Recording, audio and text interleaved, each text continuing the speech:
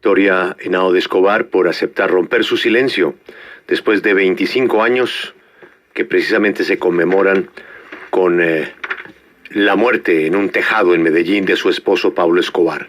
Pero la historia de ella es anterior, repito, comenzaba con los sueños de una niña que observaba a un muchacho montar en bicicleta, ser el único de la cuadra con una Vespa, con una moto. Era el hijo del celador de la cuadra. Ella, una hija de familia que compartía una vida normal con hermanos, papá y mamá. La señora Victoria nos va a contar su historia. Señora Victoria, gracias por estar con nosotros. Muy buenos días. Buenos días, Julio. Buenos días a su equipo de trabajo y a los oyentes. Doña Victoria. Julio, sí. ¿te escucho, Julio? Sí, señora. Doña Victoria, ¿quería usted comenzar con alguna declaración? Sí, Julio. Acá estoy para hablarle a los colombianos y pedirles perdón desde el corazón por todo el horror que Pablo Escobar les causó. Llevo 25 años decantando y reflexionando sobre esta historia tan dolorosa, que ni siquiera yo he podido terminar de entender, y menos aún de explicar. Les pido que en esta ocasión escuchen mi relato, a ver qué sacan las series de televisión, las películas o cualquiera que cree conocer esta historia. Creo que oigan a la mujer que tuvo que vivir en carne propia todas las desmesuras de mi marido, porque todo lo que pasó no debe volver a repetirse. Señora Victoria, con el mayor respeto le pido que entienda las preguntas que le vamos a hacer. Usted dice que pide perdón por todo lo que representó su esposo para Colombia, pero yo quisiera que usted le hablara en este momento a unas víctimas que van a leer ese libro, a unos hijos de policías, a unas viudas de gobernadores, de candidatos presidenciales, a gente inocente que pasaba por un centro comercial cuando el país retumbaba. El plan de su marido era matarnos a todos, a cambio de que él no fuera extraditado, a cambio de que él pudiera tener el control de la constituyente, del Congreso, a cambio de manejar al presidente o a los presidentes de la República. Pero en esos años 90, cuando venía y vivíamos esa guerra tan terrible que le planteó al Estado y al país Pablo Escobar, uno observa en el libro que usted estaba, por ejemplo, en la clínica La Prairie, en Suiza, haciéndose unos tratamientos de belleza, o que su hijo Pablo estaba en el Mundial, en Italia, en los años 90, fue a Bolonia, fue a Milán, fue a Roma, que la preocupación era por los perritos de su hija, y mientras tanto su esposo nos mataba. ¿Qué le dice usted de su conducta? No de la de Pablo, por la que usted, pues ni nadie podrá responder, pero ¿cómo podía usted vivir tan tranquila en una clínica de rejuvenecimiento, cambiándose células de oveja por sus células, o su hijo con boletas privilegiadas en el Mundial de Italia aplaudiendo a Colombia, o su hijita, pues muy triste porque solo podía viajar con sus perritos? ¿Qué le dice usted a las víctimas de por qué usted se comportaba de esa manera mientras el país se incendiaba? Yo me fui, Julio, del país con mis hijos por el horror, porque nos iban a matar en ese momento. Y desde la inconsciencia, desde mi juventud y desde la ignorancia, estuve en esos lugares. Y por esa situación pido disculpas por ese comportamiento que tuve desde mi juventud. Pero doña Victoria, ¿qué pasaba por su mente? Porque ahí ya usted tenía más de 20 años, era una mujer hecha y derecha, que sabía perfectamente en qué andaba su marido, como para estarse divirtiendo mientras que Pablo mataba a la gente. Julio, esa fue específicamente una circunstancia de 4 días en una clínica, pero fueron 8 meses mucho miedo y de mucho terror en ese lugar, porque además ahí fuimos perseguidos por sus propios enemigos, hay fotografías y hay un desconsuelo total. No estábamos en el absoluto disfrute, sino en el absoluto dolor. Pero señora Victoria, usted describe, por ejemplo, su amor por el arte. En plena guerra, usted estaba pendiente de colecciones, de exposiciones, mandaban el avión a recoger un cuadro nuevo de algún artista que había llegado, usted llegaba a reunirse con Fidel Castaño en el edificio Mónaco o en la casa de él la esperaba en smoking, usted llegaba con un traje valentino, y mientras tanto estaba pasando todo lo que estaba pasando. Yo quiero volverle a preguntar, ¿usted no sentía nada? ¿No había algo en su corazón que le decía, mientras que yo estoy de vestido largo y Vicente Castaño, otro de los grandes criminales de este país, estaba de smoking, nosotros estábamos degustando un delicioso vino y mirando cuadros? Julio, hay que mirar el contexto en ese momento del país. No había una guerra desaforada. Hay que mirar en qué contexto en los años 80, cuando esto empezó a suceder. Pablo era una persona reconocida en el país, o se hablaba de que era un empresario, y en ese momento sucedieron esas cosas, en ese contexto. Quiero que lo mires. Señora Victoria, el libro tiene toda la sinceridad de reconocer algo que nadie reconoce. Es la plata. Usted en el libro reconoce que tenía identificado el dinero de Pablo Escobar y se fue donde cada enemigo a pagar la cuenta, corriendo un peligro altísimo, inclusive sabiendo que la vida de su hijo en Cali no la habían perdonado. Sin embargo, usted, de la mano de Carlos Castaño, se fue a donde todos los capos, les puso la cara, les pidió perdón, les pidió por su vida, pero algo que me parece muy interesante es que está el inventario de todos los millones de dólares que usted entregó en propiedades, en efectivo, en cuadros, en todo. A todos les pagó. Quedó a paz y salvo con todos. Por lo general, el mafioso que muere siempre dice que no dejó plata, o los que la reciben la esconden, los testaferros la pierden. En el caso suyo, usted pagó todas sus deudas. ¿A usted no le pasó por la mente, de alguna manera, compensar, por ejemplo, a las víctimas? Es decir, toda esa millonada que usted logró recuperar, pensar en la hija de un policía, en la señora de un policía, en alguien a quien usted pudiera, de alguna manera, recompensar el horror de su esposo. Julio, si realmente me hubiera quedado dinero, no dudes que lo hubiera hecho con toda la convicción del mundo.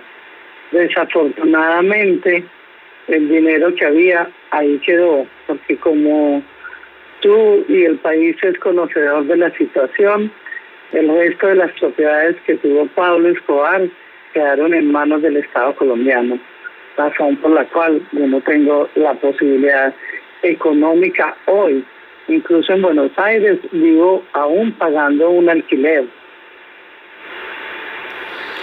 Señora Victoria, yo tengo una amiga, entrañable amiga, que perdió a su esposo, quedó viuda, con un hijito de la edad del suyo, cuando su esposo voló el avión de Avianca. Y pienso permanentemente, cuando hago esas entrevistas, en lo que le debe doler a ella, pensar que estamos hablando con la esposa del asesino, del amor de su vida, del padre de su hijo. Explota un avión de Avianca, quedan no sé cuántas viudas, no sé cuántos niños sin papá, sin mamá. Y usted se encuentra con el Señor otra vez en un escondite, en la casita chiquita, en la casita azul, en la montaña, como si nada.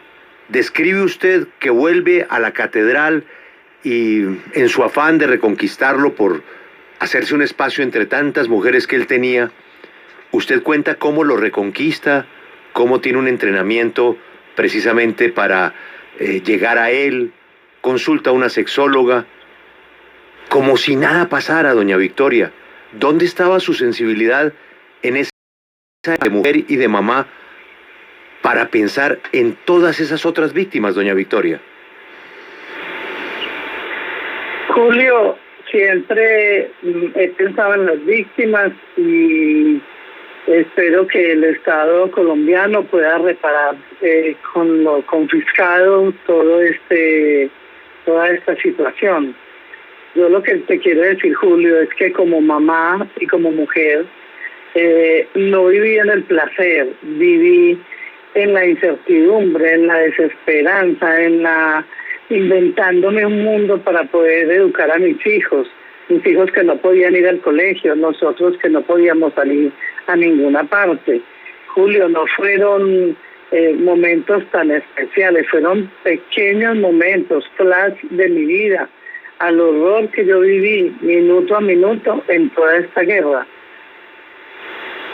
Pero señora Victoria, usted se dio cuenta de lo que pasaba cuando tenía 12 años. No había explicación para que ese señor tuviera una moto siendo el hijo del celador. 13, 14 años, se lo dijo su mamá, se lo dijo su hermano, que era el socio de él. No te metas con Pablo, yo lo conozco, salimos con las mismas mujeres, trabajamos juntos. A esa corta edad lo meten a la cárcel. Usted insiste en casarse, su mamá le dice, vas a pasar el resto de tu vida llevando comida a una cárcel. Usted insiste y se casa. Y sigue la vida, y sigue adelante.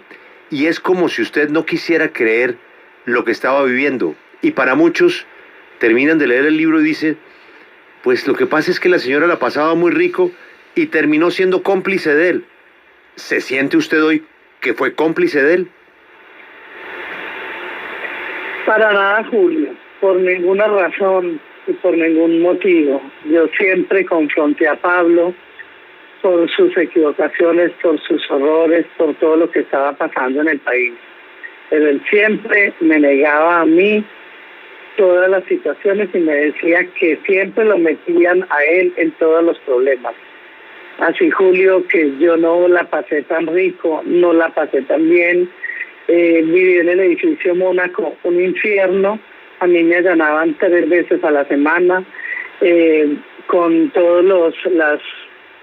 los excesos que cometían también la fuerza pública por esta situación y por este comportamiento de Pablo. Viví una tragedia en mi vida minuto a minuto, Julio. Te lo puedo jurar. Señora Victoria, usted está haciendo este ejercicio periodístico porque pasó el tiempo y ya después de haber sufrido lo que usted ha sufrido después de la muerte de Pablo Escobar y de confirmar después de muerto una cantidad de barbaridades adicionales que usted desconocía, tuvo un proceso para algunos de exorcizarse, de decantar y de poder volver a reconstruir su vida, pero primero que todo contar lo que pasó. La pregunta es, ¿por qué el libro? ¿Por qué lo está haciendo? ¿Hay un interés económico? ¿Este es un interés para su salud emocional? ¿Está interesada en que ahora sí se haga una verdadera película con la versión más cercana a Pablo Escobar, que es la suya? ¿Cuál es la razón de que estemos hablando de esto? La razón de escribir este libro, Julio, la introspección que yo hice en estos 2 años, que fue muy dolorosa, fue una catarsis muy profunda, contenida por profesionales, porque para mí fue muy duro poder ver esta historia y ver este horror.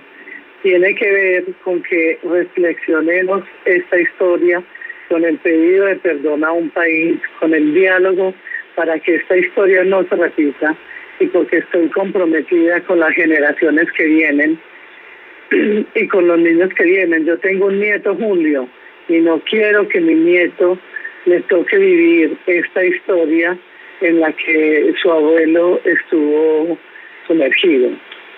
Ese es mi compromiso con el país. En el libro usted habla de ese nieto y de cómo explicarle a ese nieto quién era su abuelo.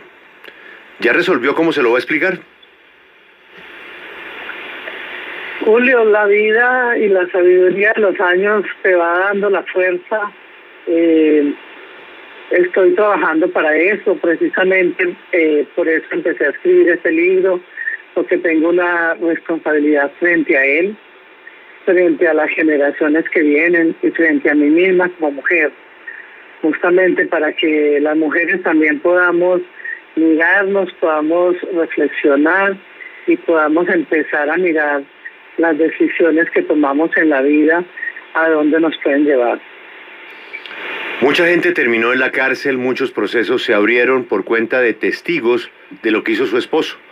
Cuando tomaba la determinación de matar a uno, de matar a otro, de explotar una bomba en tal sitio.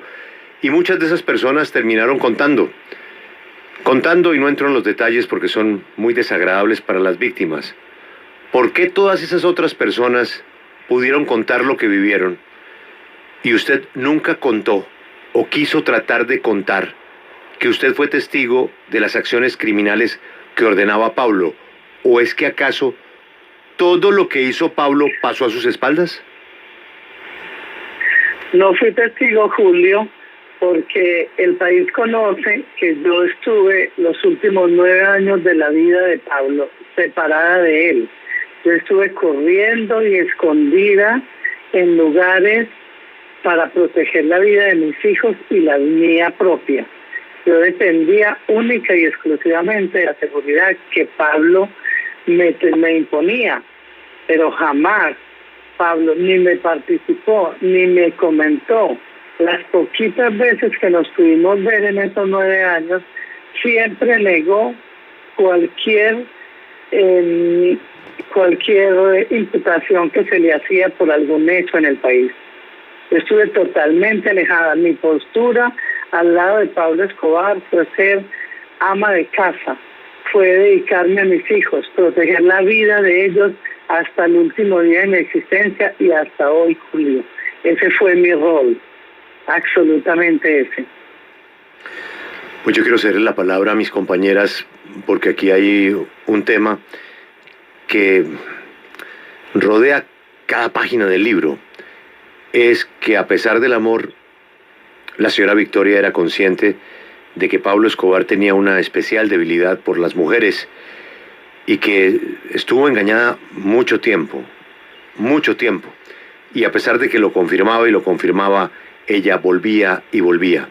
Por eso creo que es bueno que mis compañeras de mujer a mujer hablen con la señora Victoria. María Camila.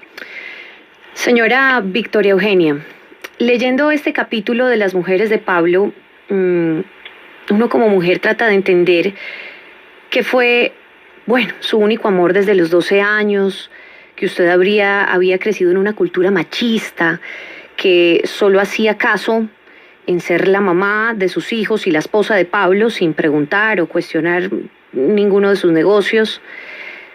Pero en este relato usted no solo describe absolutamente todas las infidelidades de Pablo con periodistas, modelos, funcionarias del Estado, presentadoras, algunas relaciones serias, otras no tanto. Lo que uno no entiende es cómo, teniendo tantas posibilidades, señora Victoria, de irse de su lado, ya habiendo expuesto incluso a sus hijos, de excesos, de fiestas, de lujuria, todo lo que caracterizaba la vida de Pablo, ¿usted por qué no se fue? Camila, yo me quise separar en muchísimas oportunidades de Pablo Escobar. Y Pablo Escobar me dijo que por ningún motivo en el mundo él se iba a separar de mí. Entonces, ante esa decisión, yo no podía moverme de ahí. Y durante todo ese proceso, en medio de todas esas infidelidades, habían atentados terroristas, habían situaciones muy complicadas, y él me decía, primero muerto que separado. Yo trabajé mucho toda esta situación con mi médico del trauma, y él me decía que por esa razón, por la manera como él me sometió a mí a mis 14 años, yo estuve exclusivamente bajo su voluntad hasta el día de su muerte. Ya, doña Victoria, pero usted lo visita en la catedral. Antes, usted ya sabía que era un narcoterrorista peligroso. Antes usted reclama los servicios de un profesor de filosofía para escribirle cartas de amor para la Reconquista. ¿No le parece una contradicción saber ella quién era, lo que había hecho, y entrar en esa contradicción de intentar la Reconquista? Sí, son las contradicciones en las que yo estuve reflexionando estos 2 años. Siempre aposté al hogar, siempre aposté a los hijos y de alguna manera quería volver a rescatar el hogar, pero nunca pude. Es una contradicción, lo reconozco. Doña María Victoria, usted dice que Pablo Escobar le decía que antes muerto que separado, con lo cual me imagino que usted tenía miedo a que él, no sé, se suicidara, pero le quiero preguntar, ¿usted en algún momento sintió miedo de Pablo Escobar, de que él pudiese llegar a atentar contra su vida o la de sus hijos?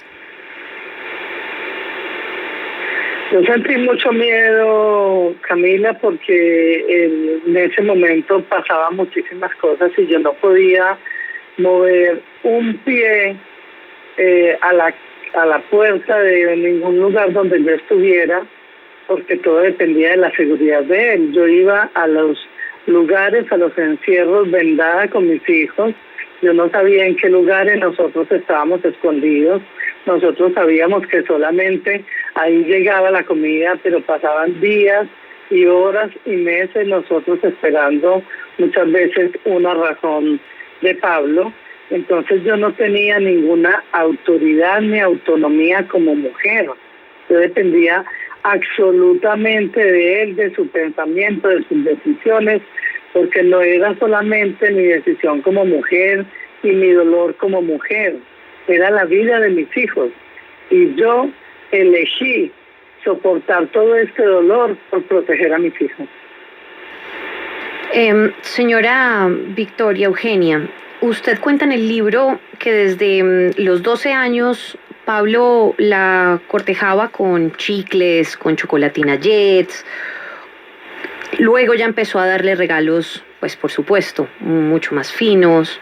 Incluso le llegó a dar un regalo que cuenta y describe usted muy bien, una polvera redonda de oro con zafiros, grabada con su nombre. Y que esa polvera la escogió una de sus amantes, la señora Wendy Chavarriaga Gil. Una de sus amantes que además empezó la relación con ella y era una relación supremamente seria en 1981. ¿Usted cree que estos regalos la hacían ceder ante las infidelidades? La verdad que no. No me hacían ceder ante las infidelidades. Yo aposté siempre al amor de mi niñez, vivía encantada, vivía hechizada por Pablo Escobar. Los regalos, María Camila, fueron una circunstancia que no fueron trascendentales para mí. Y de hecho la vida me enseñó y me mostró que nada de eso sobrevivió a toda esta tragedia. Me enseñó que el valor en la vida, y más que ceder a esos regalos, estaba protegiendo la vida de mis hijos y la mía propia. Señora Victoria, en el tema de esa niña Wendy Chavarriaga, pues con ella se repitió lo mismo que le pasó a usted, que es el último capítulo, ese gran secreto que usted cuenta de lo que le pasó con el tema de un aborto. El de ella, pues, también fue, pues no en las mismas condiciones, pero parecido. Luego, esa niña Wendy pasa a ser novia de Popeye, también vuelve a quedar embarazada, y luego Pablo ordena matarla porque ya desconfía de ella. ¿Usted alguna vez pidió por la vida de Wendy a Pablo Escobar? Yo en ese momento estaba viviendo sola con mis hijos. Julio, Pablo estaba prófugo de la justicia. Como las mujeres siempre nos enteramos muy pasado mucho tiempo. Yo me entero de la relación de Wendy y en la investigación de este libro. muchísimos, casi 23 años después de su muerte, yo me entero de ese aborto, que me dolió muchísimo como mujer. Fue muy fuerte para mí sentir que ella había sido violada de una manera tan brutal. Así que repudio y enojo ante esos hechos he sentido, y mucho dolor por lo que ella como mujer vivió. ¿Pero no se le pareció a lo que usted vivió cuando tenía 14 años?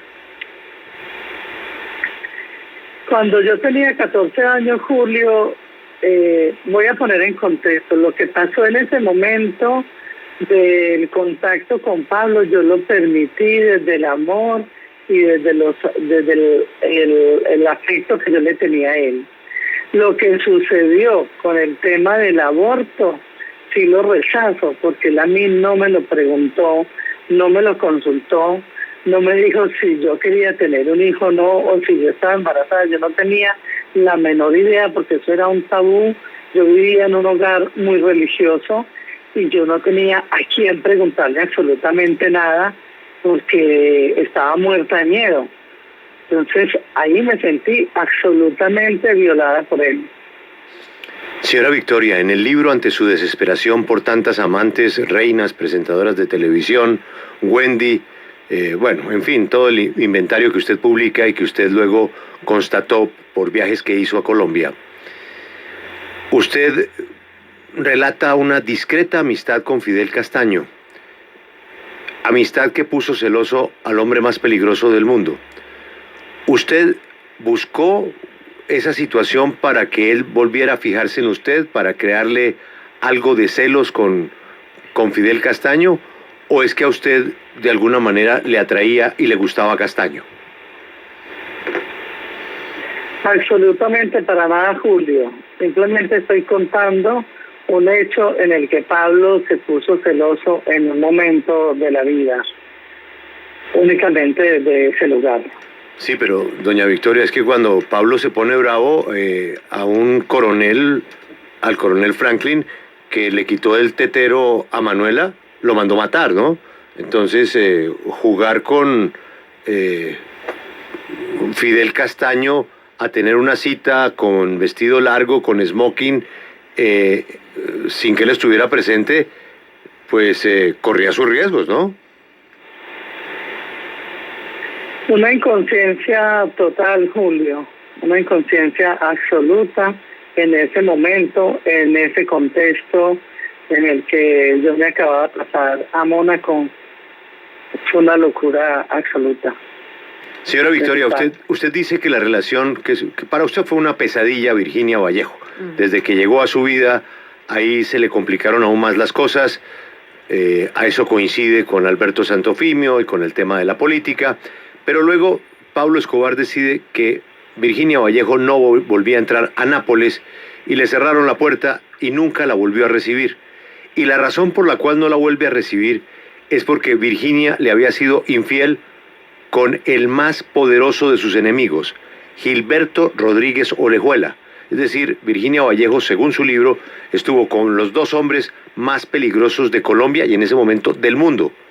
¿Usted cómo supo eso? Investigando para este libro, Julio, recibí la información de gente que se enteró en ese momento de la situación. Desde ese lugar y desde lo que Virginia ha escrito en su libro, también con sus relaciones y con la misma relación con el señor Gilberto Rodríguez.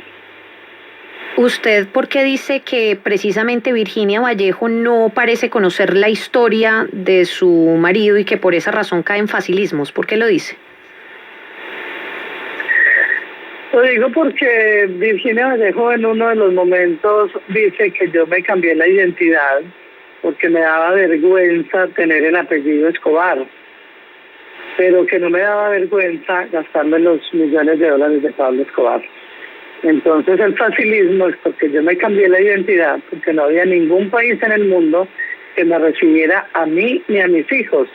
Yo estaba en poder del Estado colombiano 6 meses antes de que Pablo Escobar muriera y el Estado colombiano no me podía cuidar a mí eternamente Entonces tenía que salir del país y no había embajada en Colombia que aceptara una visa para yo poderme ir a educar a mis hijos de 16 y de 8 años. Desde ese lugar me cambié la identidad. El libro tiene 528 páginas, está entrelazado, no está en orden cronológico. Ella comienza precisamente con la despedida de Pablo Escobar, es decir, comienza en 1993. Ese capítulo se llama La despedida final, Acorralados, la negociación, las mujeres de Pablo, prepárate para ser la primera dama. Pablo pensaba que iba a ser presidente. Todos los secretos de la hacienda Nápoles, buscando un mundo distinto al de Pablo. Las guerras que a ella le tocó vivir con Pablo, que es la parte pues más sangrienta de todo el libro. La efímera esperanza de Mozambique, ese intento que hicieron en Maputo. La última oportunidad, que es la que tiene hoy Argentina. El fantasma de Pablo Escobar en los nuevos escándalos que tienen. Y el secreto que guardé por años. Yamit, escoja usted del menú. Pues empiezo más bien con los carros bomba. Cuando usted, señora Henao, ve las noticias, prende el noticiero 24 horas, el noticiero de las 7 y ve carros bomba como el de la Macarena en Medellín o el DAS en Palo Quemado en Bogotá, usted dice, supuestamente le reclama a Pablo Escobar por ello y él lo niega. Y uno de verdad se come el cuento, le cree que él no es el psicópata, el terrorista que está poniendo a sufrir a centenares de familias en Colombia. No, yo siempre sufrí minuto a minuto esa situación y el país lo sufrió. No es creernos un cuento, lo vivimos, fue muy doloroso. No había a quien reclamarle, él era prófugo de la justicia, estaba alejado todo el tiempo de mí. Eran muy pocos los momentos en los que yo le podía reclamar y muy corto el tiempo para él ver a sus hijos. Entonces, no es tragarse el cuento, lo sufrimos en carne propia, todos y cada uno de los colombianos.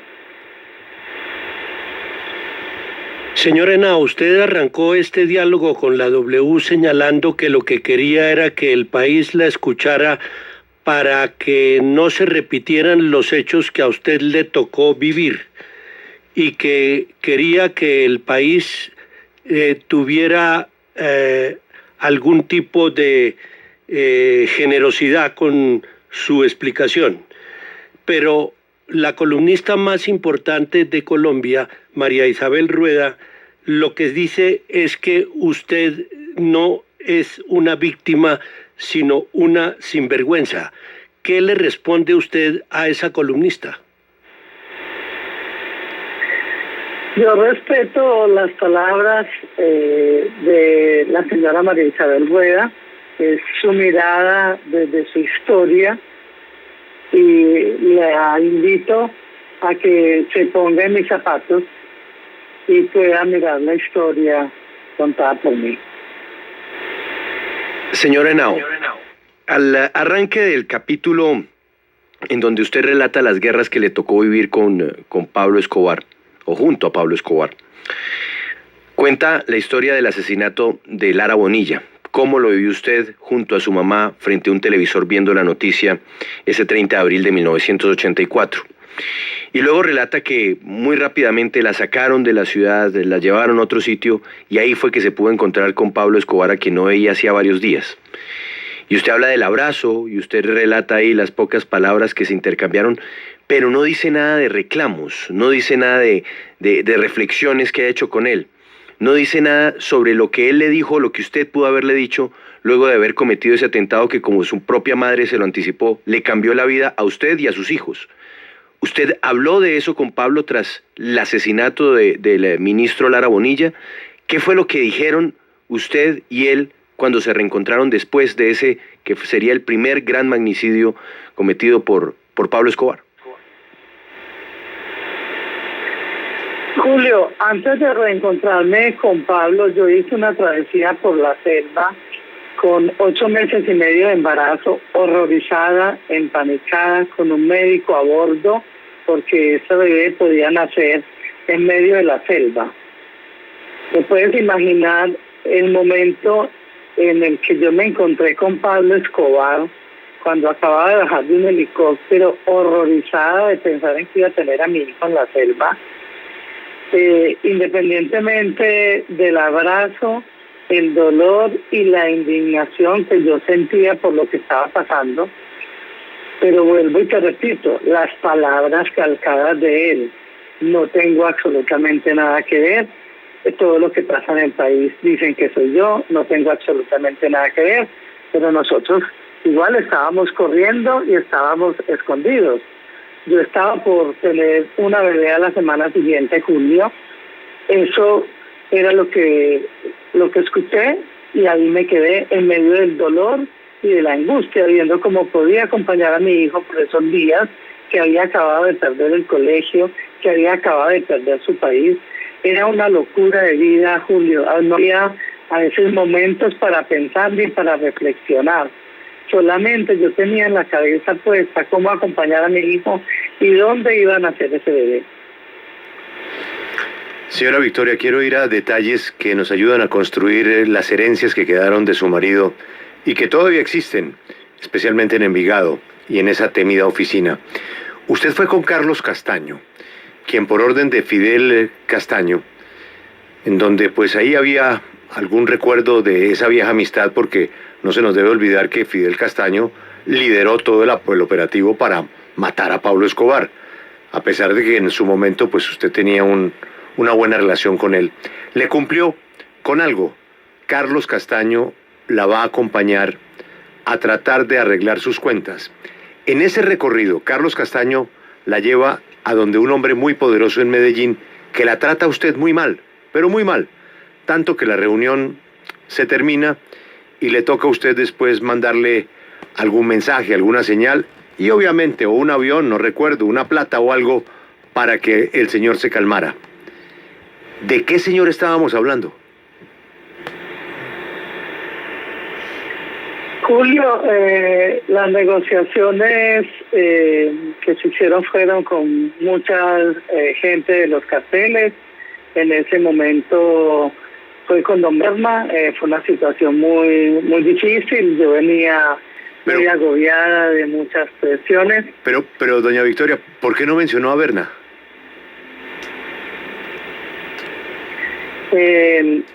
Todo el mundo conoce las conversaciones de los carteles de Cali. No, pero es la única cita que usted en el libro describe perfectamente todo, pero no nombra a Don Berna. ¿Por qué razón no nombró a Don Berna en su libro? No, en los libros, Julio, tú escribes muchas cosas, o sea, las 560 páginas que escribí, fueron 1200 las que se escribieron y muchas las cosas que cortas en el proceso de edición, así que algo de eso debe haber pasado. Señora Victoria, qué pena insistirle, pero es que usted no se le olvidó el nombre de nadie a quien visitó, y en el libro están todos los nombres, menos ese nombre. Y recuerde usted que el gran problema que tuvo su esposo en la catedral fue verse metido con sus dos mejores amigos y socios. Recuerde usted lo que pasó con Moncada y compañía. Y resulta que Berna es heredero de ellos. Por eso, para mí sí tiene importancia que usted, el único nombre que no menciona en el libro es el de Don Berna. ¿Es un olvido? Pudo haber sido, Julio, pudo haber sido un olvido. Oye, ¿cuándo sale usted del limbo del conocimiento de las actividades de su marido? ¿Cuándo se enteró usted, para ser mucho más concreto, cuándo se enteró usted de que era esposa de un narcoterrorista? A partir de la muerte, del asesinato del ministro de Justicia, la vida de nosotros cambió para siempre. Y a partir de ese momento empezaron a haber noticias y a haber cuestionamientos acerca de la vida de Pablo. Pero usted dice solamente hasta esa noche del 30 de abril del 84, cuando sicarios asesinaron en Bogotá a Rodrigo Lara Bonilla, el entonces ministro de Justicia, solamente hasta ese momento supo que era un narcotraficante? Porque antes de, en su relato, usted cuenta cuando tuvo que visitarlo en la cárcel por un cargamento de cocaína que pillaron y que encontraron y que él estaba transportando con su primo y que tuvo que visitarlo durante 5 meses, usted ya estando embarazada de su primer hijo. Que era narcotraficante. Yo ahí cuento muy claramente todas las explicaciones que él me dio y lo que con el tiempo me mostró que no tenía nada que ver porque había sido absuelto, que había sido por colaborarle a un amigo que se había metido en ese problema. Ese es el relato real de esa historia cuando yo tenía 15 años recién casada. Oiga, doña Victoria, ¿cuál es la relación con... ¿Cómo fue la relación con la familia de su esposo, con doña Herminia, con su hermano, etcétera? Porque tengo la sensación, leyendo el libro, de que no los deja usted muy bien parados. La relación con la familia de Pablo en vida fue una relación políticamente correcta. Pero después tengo la impresión de que a la hora del reparto del que hablaba Julio, del reparto de las propiedades y del dinero, pues ¿cómo? Ellos hicieron alguna que otra trampa. Claro. No, y además llamaron a los de Cali a decirle... Que tenía más. Exactamente. Le dieron lo que usted llevaba y ellos le pasaron otro Excel con muchas más propiedades. Por tanto, dice usted bien, mientras estuvo vivo bien, pero después... Es una situación muy dolorosa para mí, de la que no quiero ahondar en ese tema. Este libro mío me propuse, no quiero entrar en confrontaciones. Esta historia está muy bien escrita en el libro que escribió mi hijo, de Pablo Escobar, mi padre, y yo prefiero en esta etapa de mi vida, en esta transición y reflexión que vengo haciendo, pasar la página de mi libro en la relación con ellos. Oiga, cuénteme eso de las 3 letras de estas 3 A mayúsculas que permitieron que usted se reuniera con miembros de la DEA en la embajada en Bogotá. Con el señor Toft. Con el señor Toft, sí. Y el que se reunió con el señor Toft fue mi hijo, que lo cuenta en su libro. Yo estuve reunida con gente de la DEA, invitada por el doctor Gustavo de Grace a la Fiscalía General de la Nación. Oiga, tengo alguna otra curiosidad. Por ejemplo, hemos abierto un capítulo de la relación con las mujeres, con las otras mujeres de Pablo Escobar, por mejor decir.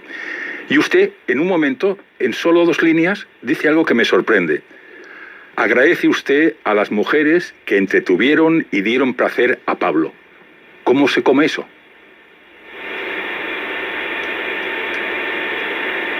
Es una situación que fue muy dolorosa para mí y que esa presencia de ellas durante todo ese tiempo hizo posible que yo pudiera estar al lado de mis hijos, protegiendo a mis hijos, educando a mis hijos en el encierro, y fue la oportunidad que me brindaron ellas.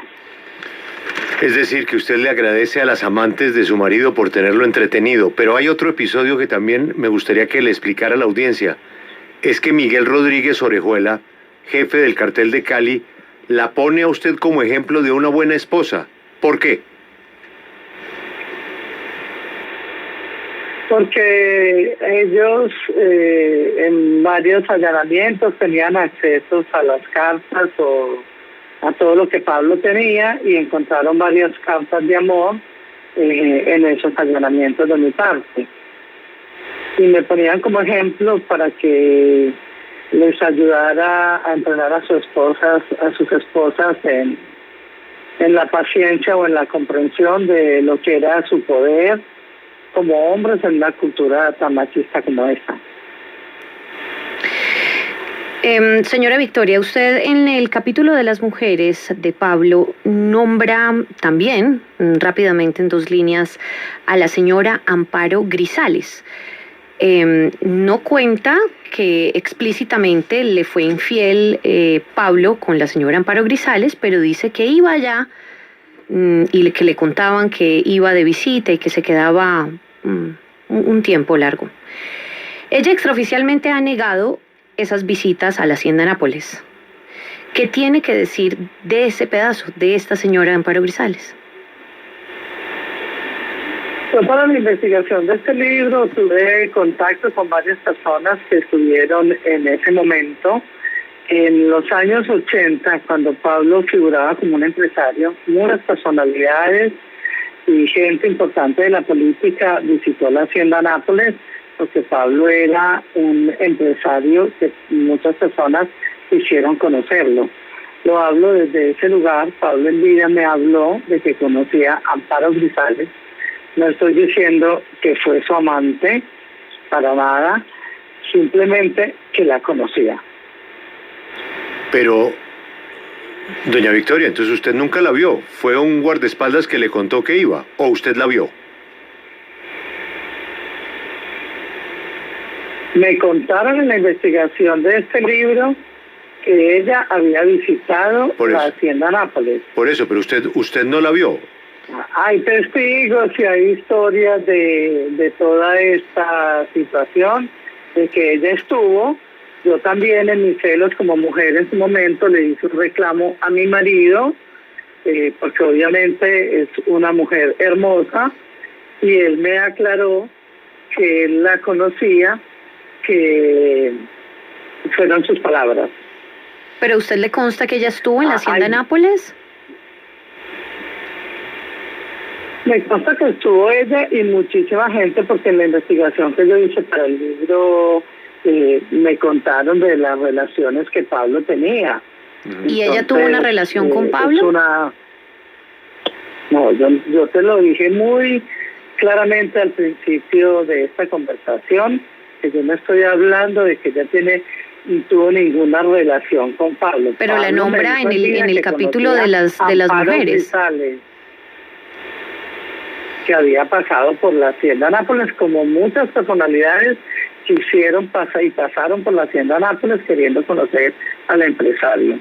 Sí, pero ella no está en el capítulo de las mujeres. Mi hijo sí la vio en la Hacienda Nápoles. Mi hijo vio a Amparo Grisales en la Hacienda Nápoles. Sí. Doña Victoria, yo quiero preguntarle sobre lo que se ha escuchado en otros casos, y aunque usted lo identifica, pues la presencia de Ortega, de Alberto Santofimio Botero y de otros políticos que, según las autoridades, la Fiscalía, empujaban a Pablo a cometer acciones.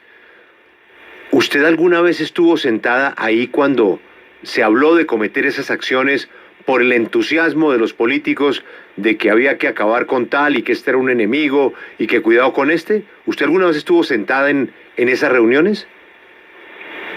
Jamás estuve sentada en ninguna reunión de estas. Entonces, para hacer este libro, lo que usted ha hecho es volver a Medellín, conseguir una cantidad de gente de la época, reconstruir con un extraordinario periodista que le ayudó a escribir el libro, la historia, pero usted no fue testigo directa, sino ahora de los testimonios de unas personas que me llaman la atención, señora Victoria, que estén vivas, porque todo ese entorno de seguridad de ustedes, todo estaba muerto. ¿Dónde los encontró? Usted habla de una empleada del servicio, habla de un mayordomo, habla de otro sicario, habla de un Jerónimo, habla de otro que conseguía mujeres. Es decir, que no a todos los de Pablo los mataron. Mataron un 98%, Julio, y el 2% quedó entre ellos nosotros. Siempre queda alguien de la historia para contarla de alguna manera. Señor Henao, hay un personaje que junto a Pablo Escobar atraviesa todo su libro y es su mamá. Y me sorprende porque además ella desde el comienzo se convierte como en una voz de la conciencia suya y le llama la atención y le dice cuáles son los inconvenientes de estar con Pablo Escobar, pero además hasta lo regaña a él en algunos de los episodios que usted relata. Yo quisiera adentrarme en esa relación. ¿Cómo era la relación de Escobar con su suegra?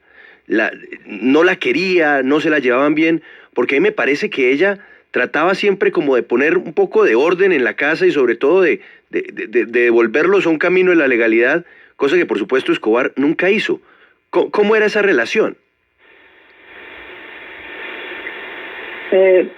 Entre mi mamá y Pablo hubo una relación de respeto y de cariño porque era el padre de sus nietos. Pero ella entendió que Pablo Escobar nunca la escuchó, como nunca escuchó absolutamente a nadie, nunca me escuchó a mí como esposa, nunca escuchó a nadie. Me gustaría preguntarle, en uno de los capítulos de su libro, en un momento determinado, habla cuando la persecución a Pablo y a usted era evidente, que él se planteó irse a la selva y refugiarse con el M-19. ¿Cómo fueron esos contactos y por qué no se produjo? Yo ya estaba viviendo con el Estado colombiano hacía 5 meses, así que él estuvo en su proceso. Todo esto fue todo un tema de investigación que estoy haciendo con mi editor y las cosas no se pudieron producir porque Pablo murió. Señora Henao, usted a los 14 años comenzó esa relación amorosa con Pablo Escobar, pero también en su libro cuenta que usted fue violada y obligada a abortar. ¿Eso no era suficiente para darse cuenta que se estaba casando, como usted misma lo dice o algunos lo dicen, al lado de un monstruo? Desafortunadamente tuvieron que pasar más de 20 años después de su muerte. Yo pudiera empezar a trabajar toda esta historia con mi terapeuta del trauma y poderle contar el secreto que había ocultado durante 44 años. Y él me mostró desde la ciencia lo que significaba esta actitud de él contra mí y por eso me había sometido a su voluntad el resto de su vida, me había hechizado, yo no me había dado cuenta, no entendía que era un comportamiento psicópata y fue muy doloroso para mí entenderlo y escucharlo porque es el padre de mis hijos. ¿Arrancó usted esta entrevista? Sí, continúe. ¿Sí? Perdón, no, por favor. Bueno, doña Victoria, arrancó usted esta entrevista diciendo que usted no quiere que la gente siga creyendo en lo que se ve en las series o en los libros de ficción. ¿En qué se diferencian esos papeles a través de los cuales la hemos conocido, en la producción, por ejemplo, de Caracol, Narcos, a lo que realmente es usted? Yo soy una mujer comprometida con mis hijos, una mujer comprometida con la educación, a eso me he dedicado en vida de Pablo y después de su muerte, a trabajar, a salir adelante. No soy una mujer de negocios, no soy una mujer que manejo armas, no soy una mujer violenta, a eso me refiero. Señora Victoria, ¿a usted qué amistades le quedaron en Colombia? Luego de irse del país, ¿qué amistades le quedaron en Colombia? ¿Y es cierto que usted siguió teniendo una relación de amistad con la familia Ochoa?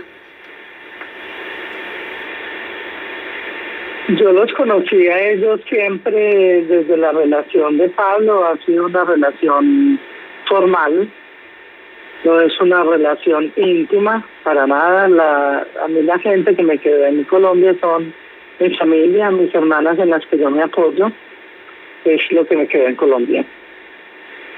Señora Victoria, ahora le pregunto por la causa por la cual se le investiga a usted y a su hijo en Buenos Aires, la causa del Café de los Angelitos, en el que se le vincula con lavado de dinero. Ustedes presentaron al empresario Mateo Corvo Dolcet, con quien hablamos aquí en la W, con el ganadero colombiano José Byron Piedrahita, quien hoy está preso en Colombia y a la espera de la aprobación de un pedido de extradición de los Estados Unidos. De esa relación, ustedes ganaron una comisión. ¿Cómo fue esa relación suya y de su hijo con José Byron Piedrahita y con el señor Mateo Corvo Dolcet? Yo cuento muy claramente en mi libro, por eso le dedico un capítulo, porque es una historia que sucedió hace 10 años y es muy difícil explicarle al oyente en 2 renglones toda esta situación. Por eso los invito a que lean ese capítulo. Lo que sí puedo decir es que, y Julio lo recuerda, él le hizo una entrevista a mi hijo donde explicó claramente todos y cada uno de nuestros comportamientos. Yo estuve en las mesas de negociación durante 1 año en Colombia. En el año 1994 hablé con todos los capos que se presentaron y jamás en esa mesa estuvo sentado José Piedrahita. Jamás José Piedrahita mandó a pedir algún dinero o algún pago extra. Nunca sucedió. Entonces, eso es lo que tengo para decir. Y ahí está el capítulo explicando todos y cada una de las situaciones. Yo soy absolutamente inocente de esta situación y soy consciente de que me están tratando en esta causa por la aportación de apellido. Señora Victoria, en su libro hay una referencia a el cartel de Cali. Cuando usted va a implorar por la vida de su hijo, que habían decidido matarlo, Gilberto Rodríguez dice: no señora, camina como un pato, come como un pato, suena como un pato, es un pato. Su hijo es igualito a Pablo Escobar, así es de que hay que matarlo. En este caso de Argentina le hago el mismo símil. Después de todo lo que usted ha caminado en su vida de dificultades, de apartarse del camino equivocado, de reconstruir su vida, así usted insista que esto fue para otra cosa, este negocio para las autoridades argentinas consultadas por la W camina como un pato y tiene a un pato de apellido Piedrahita. ¿Qué necesidad tenía usted de volver a correr peligro, a tocar esa línea roja? Julio, absolutamente no sucedió desde ese lugar. Ya tienes muy clara toda la situación que Sebastián explicó en su momento. Jamás lo hubiera hecho y lo hice. Así que yo presenté a este señor, como lo conocí, como un empresario y me gané una comisión desde ese lugar. En el libro está claro y específico todos y cada uno de los detalles. Le tengo 2 preguntas que pueden tener una respuesta muy corta. ¿Miguel Maza Márquez fue enemigo de Pablo Escobar o su aliado para matar a Luis Carlos Galán? ¿O ambas cosas? No tengo conocimiento de eso que me estás preguntando. ¿La cárcel de la Catedral la manejaba el gobierno Gaviria o la manejaba Pablo Escobar? La manejaba Pablo Escobar. Me gustaría abrir un nuevo capítulo en esta charla que mantenemos con usted, que es el capítulo del arte, que resulta sumamente interesante. ¿En qué momento descubre usted que esa sensibilidad por el arte, por los Rodin, por los Dalí, etcétera? Yo descubro la sensibilidad por el arte desde muy pequeña, porque tuve unas tías muy creativas que les gustaba el arte, las artesanías, y desde ahí empecé a conectarme con el arte. Disponía usted de un sinnúmero de obras, la mayoría de excelente calidad, por lo menos en el nombre de los que realizaban estas esculturas y estas pinturas. ¿Está usted segura de que todos los cuadros que usted compró eran verdaderos? Absolutamente segura. Todos y cada una de esas obras tuvieron su certificado de autenticidad. ¿Todas las obras tenían el certificado? ¿Usted las exigía? No, las exigía porque era algo común en el mercado. Si tienes una obra auténtica de un artista, la galería que lo representa entrega el certificado de la obra. Sí. ¿Qué de esas obras le quedan hoy? No quedó nada. entre atentados terroristas, entre el pago de la paz, entre todas estas quemadas de casas, todo se entregó y todo se perdió. El Warhol que usted le regala a los Castaño, ¿usted tiene idea por qué ese Warhol termina en un museo de Tokio? La pintura de Salvador Dalí. Sí. Ay, discúlpeme, señora Victoria, me confundí. Es un Dalí. Ese Dalí, ¿usted sabe por qué termina en Tokio? Porque cuando ellos recibieron ese Dalí como un pacto de paz, ellos sacan su obra, me supongo yo, y la subastan en otras partes del mundo. En este contexto del mercado del arte, usted relata un encuentro en el que habría estado el expresidente Belisario Betancur Cuartas, y hay de ello una foto. ¿Quién es la persona a quien usted saluda de mano en esa foto? ¿Es acaso un político que todavía está vigente en Colombia?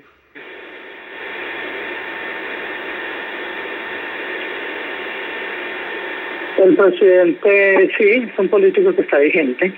¿La persona a quien usted le da la mano en esa foto es un político que hoy está vigente en Colombia? Sí. Sí. Es un político que está vigente. ¿Y quién es? El expresidente Belisario Betancur. Ah, no, entonces ya mire, está usted hablando de otra foto. Sí, yo estoy hablando de otra foto. De otra foto, pero sigamos con los políticos. Pablo Escobar le da plata al Partido Liberal, le da plata al Partido Conservador, y tiene de mediadores 2 amigos empresarios en Antioquia que se encargan, y él tiene contactos con los candidatos. Ahí en esos contactos con los candidatos en el Hotel Intercontinental, que era la sede obligada, ¿qué tanto asistía usted a las reuniones? Usted era pues la esposa del candidato. ¿Qué tanto la llevaban a esas reuniones? Yo asistí a ese tipo de reuniones, no asistía. Asistí a algunas reuniones sociales o algunos eventos sociales de Pablo donde me invitaba, pero fueron muy pocos, así que todo lo que se sabe de la política es de conocimiento del país, en lo que Pablo participó, colaboró, o sus socios colaboraron en su momento con las campañas políticas. Eso ya es sabido por el país. Una de las grandes traiciones políticas que entendió Pablo Escobar fue de Belisario Betancur, porque él creía que él había comprado la no extradición, pero al equivocarse, nuevamente el señor Escobar mata a Rodrigo Lara y el presidente Betancur no tiene camino distinto que comenzar a extraditar gente. Y da la orden de construir una choza en la mitad de la selva del Chocó para recluir de por vida a Belisario Betancur. ¿Qué falló en ese plan? Qué horror, o sea, solamente de pensarlo me horroriza, me lleno de vergüenza y de tristeza por esa locura y esa demencia en la que Pablo pensaba sus cosas. Cuando investigué ese hecho, cuando me contaron ese hecho, me estremecí, me horroricé. De todo lo que se ha dicho sobre la relación entre Pablo Escobar Gaviria y Alberto Santofimio Botero, ¿qué falta por contar? ¿Por qué le seguía tanto la corriente Pablo Escobar a Santofimio? ¿Por qué después le dieron celos? ¿Por qué después le negó la posibilidad de usar sus aviones? Yo lo que sé de la relación con Pablo y el doctor Santofimio fue hasta el momento en que Pablo perdió su investidura. A partir de ese momento nunca más volví a saber de la vida de él. ¿Usted se atrevió a llamar a Julio César Turbay Ayala para pedirle ayuda? El presidente Turbay se murió con el corazón roto por la muerte de su hija Diana, y le dijo a usted: ¿cómo se atreve a llamarme después de que me mataron a mi Dianita? Yo quiero saber usted de dónde sacó fuerzas y con qué cara llama al presidente Turbay después de que le mataron a su hija.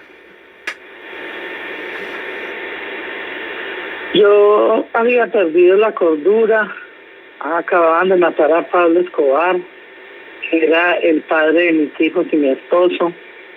Estaba protegida por el Estado colombiano, no tenía país, estaba en un túnel absoluto, con un dolor inmenso, y en medio de todo ese desespero me dio por llamar al doctor Turbay, y quiero aclararte, Julio, que al contrario, lo reconozco porque me trató con respeto, entendió la mujer que lo estaba llamando, la mamá desesperada.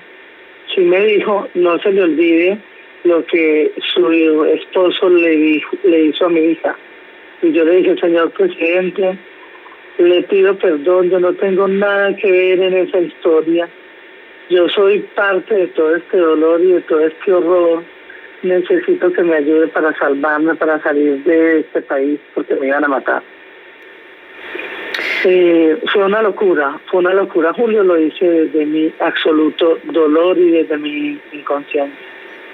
Mire, usted misma lo ha dicho, han salido muchas versiones en libros distintos de la vida de Pablo Escobar, de sus amistades con políticos, pero sí quisiera preguntarle, ¿sabe usted alguna relación de amistad que sostuvo Pablo con José Obdulio Gaviria? Ellos son primos familiares.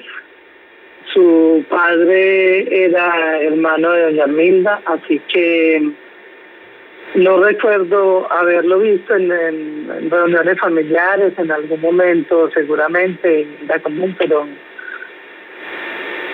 no tengo muy claro que haya habido ninguna relación estrecha, ni hay fotos, ni hay nada acerca de eso. Ellos vivieron siempre muy distantes de nosotros. Usted tiene, aparte de la salida a Suiza de la que hablaba Julio, tiene dos salidas cuando ya las cosas se están cerrando, que es hacia Alemania y hacia Mozambique. En Alemania se frustra porque, como leí en un libro de Julio Sánchez Cristo al general Naranjo, el general Naranjo bloquea la situación en Alemania. Pero lo de Mozambique, ¿ustedes por qué se van a Mozambique precisamente y por qué salen huyendo de Mozambique? Nosotros nos vamos porque es la única puerta que encuentra el doctor Gustavo de Gereist en ese momento para ayudarnos. Y como nosotros teníamos que salir del país porque era el acuerdo con los enemigos de Pablo que nosotros no podíamos vivir en Colombia, aceptamos esa única posibilidad que el Estado colombiano nos brindó. Hablemos de su llegada a Argentina, porque además en el libro usted va relatando cómo siempre le van tratando de sacar el cuerpo a reconocer pues quiénes son. Ustedes cambian de identidad y finalmente cuando se levanta ese velo es que comienza una pesadilla para ustedes. ¿Por qué razón desde el comienzo no haber sido transparentes y sobre todo haber sido honestos con ese círculo de abogados, contadores, en fin, que estaban muy cerca de ustedes y que tal vez en lugar de haberse convertido en unos enemigos, como en el caso del contador, podrían haberles tendido la mano? Sí, esa es una buena pregunta, Julio, pero realmente sucedió lo contrario. Justamente cuando confiamos en el contador, esa fue la ayuda que nos hizo armar una causa. Déjeme que le recuerde, me parece que las dos últimas líneas de su libro. Al final de esta historia de dolor que hoy comparto, siento que pude revivir la crueldad de Pablo y meditar si realmente, y ahí viene la pregunta, lo que me unió con él fue el miedo o el amor. ¿Ha resuelto usted este dilema? Continúo reflexionando este proceso. Eso es una catarsis que hay que seguir decantando. Señora Victoria, durante todo este proceso, inclusive el ejercicio de este libro que a usted le ha servido para conocer más cosas, ¿usted diría que hoy se desenamoró de Pablo Escobar? Siento un gran dolor siento mucha vergüenza y una gran decepción por que perdió todos sus cabales. Para mí rozó la locura y llevó al país a donde lo llevó y a su familia a vivir en el ostracismo.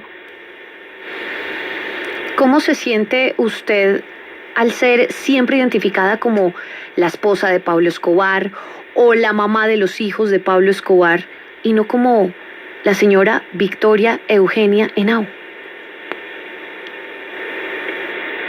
Es un peso muy grande que he cargado hasta hoy. Por esa razón decidí escribir mis memorias, porque quiero que a partir de hoy me empiecen a mirar como la mujer que soy, como la mujer ama de casa, como la mujer que estudia, como la mujer que ha salido adelante como individuo. Quiero que me empiecen a legitimar. Estoy harta de que me etiqueten por las acciones de mi marido. Señora Victoria, esas acciones de su marido, como su marido se lo dijo en su momento, representaron una carátula de la revista Semana, el Robin Hood colombiano. Y él se lo creyó, tanto que ya había días en que le preguntaba a usted si la gente estaba hablando de Ronald Reagan, del Papa o de él. Y usted, pues, con cierta preocupación notaba que a lo mejor Pablo Escobar ya estaba perdiendo el control, inclusive de su propia cordura. En ese camino que usted hoy reclama, de que está hastiada y que la dejen en paz, usted mañana sale en alguna ciudad del mundo y se va a encontrar con que venden camisetas de Pablo Escobar, con que hay un restaurante que se llama Pablo Escobar, con que hay un trago que se llama Pablo Escobar. Cuando le pasa eso, ¿qué siente?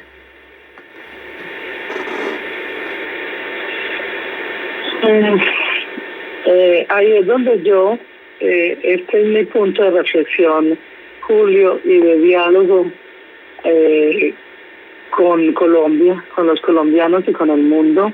Tenemos que leer esta historia, la tenemos que reflexionar y mirarla para que no se repita y para que no se mire a Pablo como un ejemplo a seguir, como un héroe.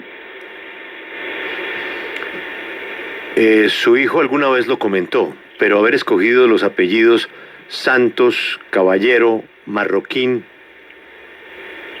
¿tiene algún significado de enviarle algún mensaje a apellidos de la oligarquía colombiana? En ese momento para nosotros, Julio, ese apellido, y hoy para mí sigue siendo la vida.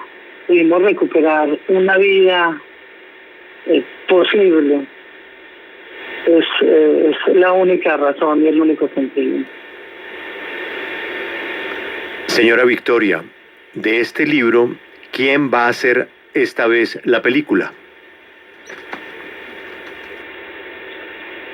No me quiero adelantar acontecimientos de ningún tipo, Julio. Lo que más me importa en este momento es que el libro lo puedan leer, que lo podamos reflexionar, poderle pedir de nuevo perdón al país por todo esto que vivimos, Julio. Quiero agradecerte a ti por tu tiempo, a tu equipo, a la audiencia por escucharme. Pido comprensión a la gente. Sé que esta es una historia muy compleja y que generó mucho dolor, ¿no? Pero lo más importante es que no se repita y que las nuevas generaciones tengan claro que el camino del narcotráfico no conduce a nada bueno y que Pablo Escobar no es ningún héroe para imitar, Julio.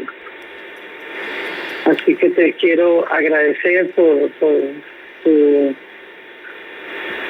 entrevista, Julio. Muchas gracias y un saludo muy especial a la audiencia. Señora Victoria, muchas gracias por su tiempo. Ha sido usted muy amable.